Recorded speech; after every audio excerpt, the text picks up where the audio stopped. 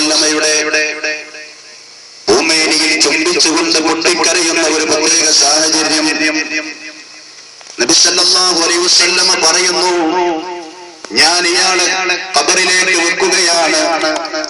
അതേ മയ്യത്ത് സംസ്കരണവുമായി ബന്ധപ്പെട്ട ഈ ജോലിയിൽ ഏർപ്പെട്ട എന്നെ തടസ്സപ്പെടുത്തല്ലേ, ഒന്ന് മാറി നിൽക്കൂ എന്ന് സൽമാനുൽ ഫാരിസി റളിയല്ലാഹു അൻഹുവിനോട് പ്രവാചകൻ സല്ലല്ലാഹു അലൈഹി വസല്ലം പറയുന്ന ഒരു രംഗം.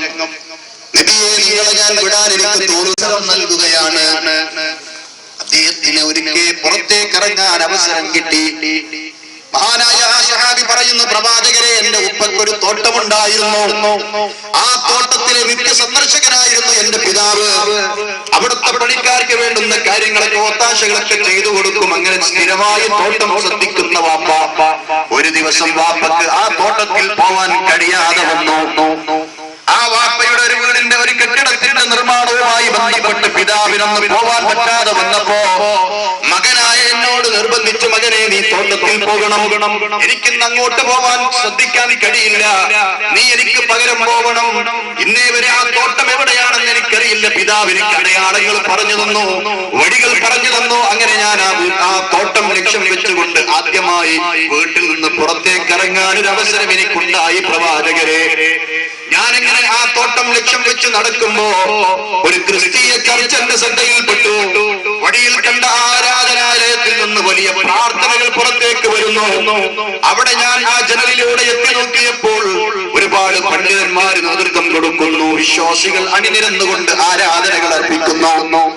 എന്റെ മനസ്സുവല്ലാതെ ആ ആരാധനാലയത്തെയും അതിലെ പണ്ഡിതന്മാരെയും വിശ്വാസികളെയും എന്നെ വല്ലാതെ ആകർഷിച്ചു. ഞാൻ ആ ചർച്ചിൽ കയറിയിരിക്കാൻ എനിക്ക് തോന്നി. ഞാൻ അവിടെ ഇരുന്നു. അങ്ങനെ അവരുടേതായ കാര്യങ്ങളൊക്കെ ഞാൻ ഇങ്ങനെ ശ്രദ്ധിച്ചു വന്നപ്പോ സൂര്യൻ അസ്തമിക്കുന്നത് വരെ ഞാൻ അവിടെ ഇരുന്നു. നബി സല്ലല്ലാഹു അലൈഹി വസല്ലമക്ക് പറഞ്ഞു കൊടുക്കുകയാണ്. സൂര്യൻ അസ്തമിക്കുന്ന സമയമായപ്പോ വാപ്പയേൽപ്പിച്ച ഡ്യൂട്ടിയെ കുറിച്ച് അദ്ദേഹം ഓർക്കുകയാണ്. ഇനി തോട്ടത്തിലേക്ക് പോകാൻ ഏതായാലും കഴിയില്ല, സമയം കഴിഞ്ഞല്ലോ. വീട്ടിലേക്ക് എത്താതിരുന്നാൽ വാപ്പ ബേജാറാകും എന്നുള്ള നിലയ്ക്ക് അവിടെ നിന്ന് മടങ്ങാൻ തീരുമാനിക്കുന്നു. ആ സന്ദർഭത്തിൽ അവരോട് ചോദിക്കുന്നു, ഈ മതത്തിന്റെ, നിങ്ങളിപ്പോൾ വിശ്വസിച്ച് പ്രവർത്തിക്കുന്ന ഈ മതത്തിന്റെ അടിത്തറ എവിടെയാണ്? നിങ്ങളൊന്ന് പറഞ്ഞു തരുമോ? മഹാനായ സൽമാനുൽ ഫാരിസി റളിയല്ലാഹു അൻഹുവിനോട് ആ പള്ളിയിലെ പണ്ഡിതൻ പറഞ്ഞു കൊടുക്കുന്നു, ഷാമിലാണ്, അഥവാ സിറിയയിലാണ്. ആ പേര് അദ്ദേഹത്തിന്റെ മനസ്സിൽ കൊത്തിവെച്ചുകൊണ്ട് സൽമാനുൽ ഫാരിസി റളിയല്ലാഹു അൻഹു അദ്ദേഹത്തിന്റെ വീട്ടിലേക്ക് മടങ്ങുകയാണ്.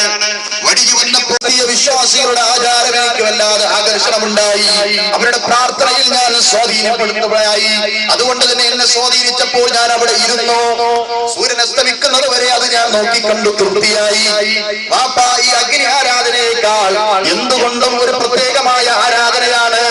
അതേ ഈ ലോകത്ത് പ്രപഞ്ചനാഥൻ പഠിപ്പിച്ചതായ ആരാധനയായി എനിക്ക് തോന്നുന്നു. ഇതിനേക്കാൾ ഉത്തമമാണെന്ന് പറഞ്ഞപ്പോ വാപ്പ പറയുന്നു, മോനെ, അതിനേക്കാൾ എന്തുകൊണ്ടും ഉത്തമം നമ്മുടെ ഈ അഗ്നി ആരാധനയാണ്. വാപ്പ കാരണവന്മാരായി കിട്ടിപ്പോന്ന മതമാണിത്. ഇതിനേക്കാൾ ഉത്തമമല്ല അത്. അതുകൊണ്ട് എന്റെ പൊന്നുമോൻ പിഴച്ചു പോകരുന്ന് വാപ്പ പറഞ്ഞു കൊടുക്കുന്നു. വാപ്പയോട് പറയുന്നു, ഉപ്പ, ഈ അഗ്നി ആരാധന ഇത് സൃഷ്ടിയാണ്. അതുകൊണ്ട് തന്നെ ഈ അഗ്നി അല്ലാഹുവിന്റെ സൃഷ്ടിയാണ്, പ്രപഞ്ചനാഥന്റെ സൃഷ്ടിയാണ്. ഈ സൃഷ്ടിയെ ആരാധിക്കുക എന്നത് ശരിയല്ല. അതിനേക്കാൾ എന്തുകൊണ്ടും നല്ലതാണ് അവരുടെ ആരാധന എന്ന് എന്റെ മനസ്സ് പറയുന്നു. വാപ്പ പറയുന്നു, ആദ്യമായി ഒന്ന് പുറത്തേക്ക് പോയപ്പോഴേക്കും എന്റെ മകൻ പിഴച്ചല്ലോ, അതുകൊണ്ട് ഇനി പുറത്തേക്ക് ഇറക്കൂല. അങ്ങനെയാണല്ലോ പലരും തീരുമാനിക്കാറുള്ളത്. അതുകൊണ്ട് തന്നെ